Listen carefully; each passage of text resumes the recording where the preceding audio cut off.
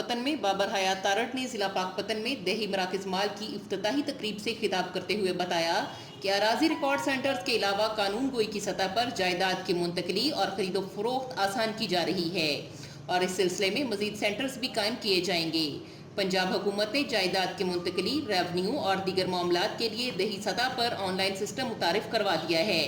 आम आदमी की मुश्किलात कम करने के लिए देहाती सतह पर दही मराकज माल कायम किए जा रहे हैं, जहां रेवन्यू से मुतालिक तमाम सहूलियात दस्तयाब होंगी। पंजाब हुकूमत का विजन सहूलियात की लोगों तक रसाई को आसान बनाना है, जिसके लिए वसाइल की कमी के बावजूद दोरस इकदामात उठाए जा रहे हैं। इस मौके पर deputy commissioner Rana Shakeel Aslam, additional deputy commissioner revenue Maham Asif, assistant commissioner Pakpattan Sharjeel Shahid, तहसीलदार मोहम्मद इकबाल संग्याल, रेवन्यू अफसरान समेत दीगर मुतल्लिका इदारों के अफसरान भी मौजूद थे।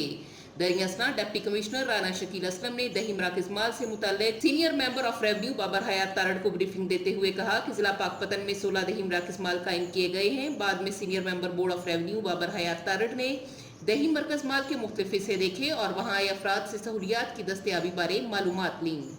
दौरा पाकपतन के दौरान बाबर हयात तारड़ ने रूहानी बुजुर्ग हजरत बाबा फरीदुद्दीन के मज़ार पर हाजिरी दी और दुआ मांगी।